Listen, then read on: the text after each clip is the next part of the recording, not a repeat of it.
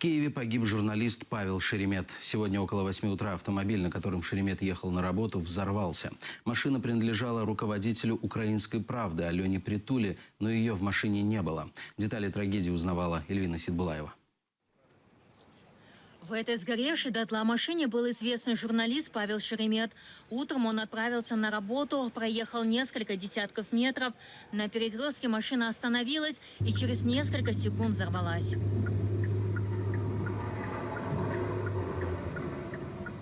Официант из ближайшего заведения Александр сразу побежал на помощь.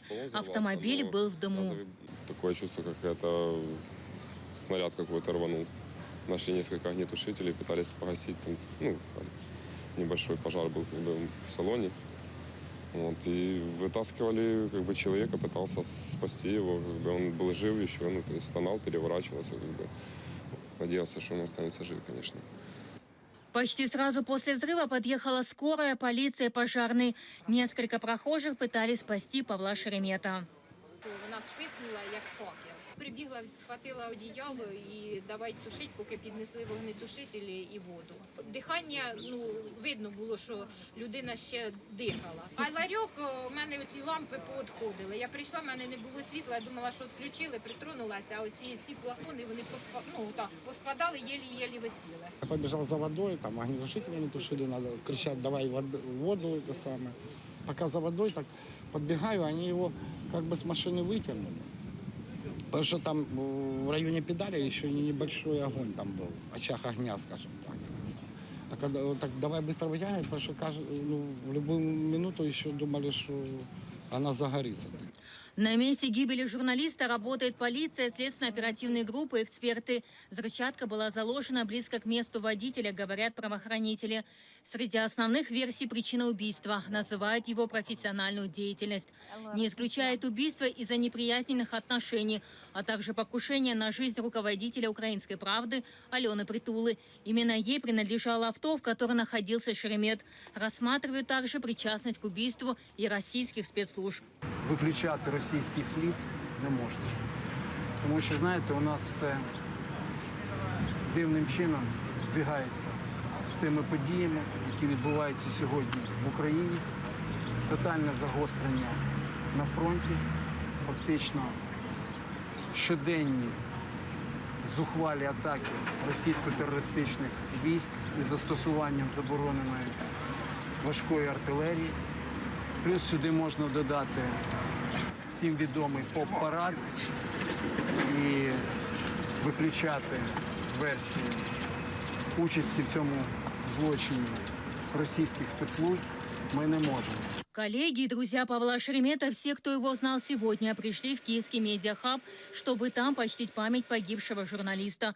Пришли, чтобы оставить запись в книге памяти и цветы под портретом с черной лентой.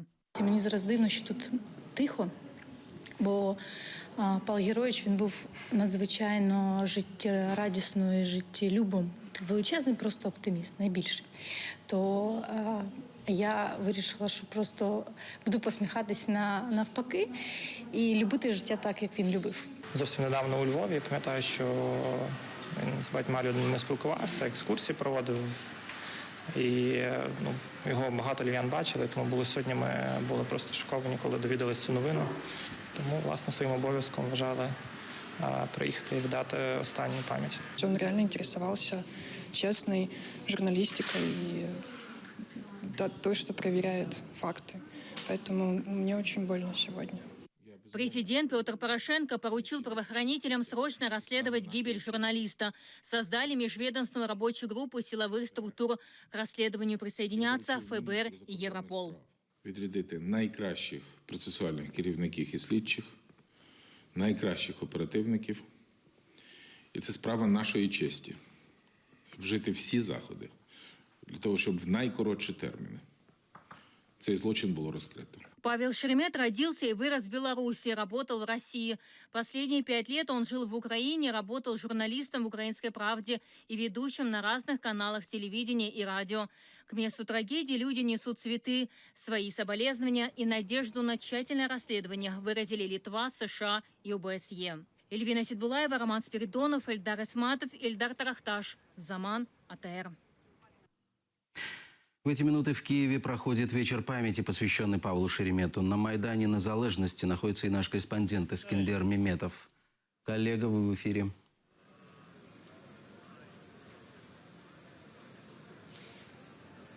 Здравствуйте, Эльдар. Действительно, за моей спиной сейчас происходит вечер памяти Павла Шеремета. Люди собрались для того, чтобы почтить память этого великого журналиста.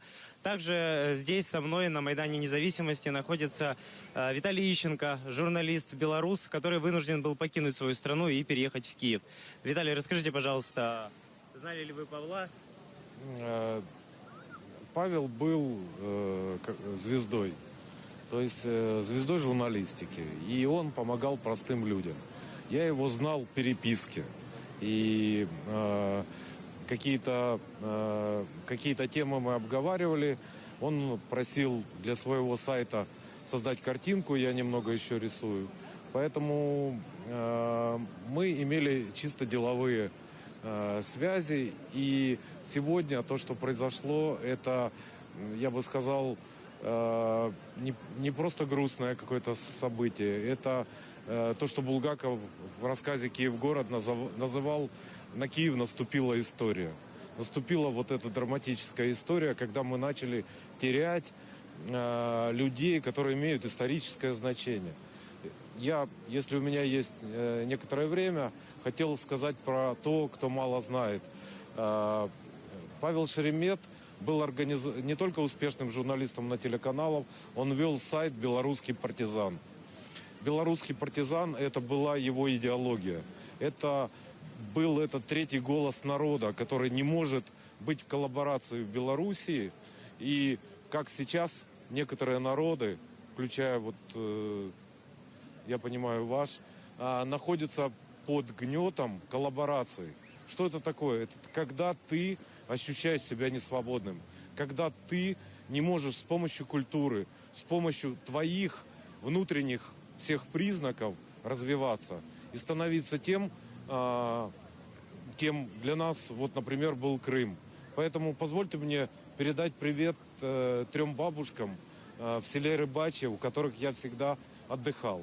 На сегодняшний день я нон-грата в Беларуси. На сегодняшний день я не могу поехать в Крым. Друзья, так нельзя. Мы что-то должны сделать для того, чтобы у нас было единое пространство. И сейчас, слава богу, у нас есть единое информационное пространство. И все телезрители, и все тут в Киеве понимают, что нам меньше нужен Париж, чем те люди, которые нас понимают.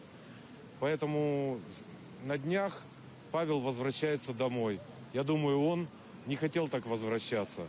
Но для Беларуси его возвращение тоже будет историческим.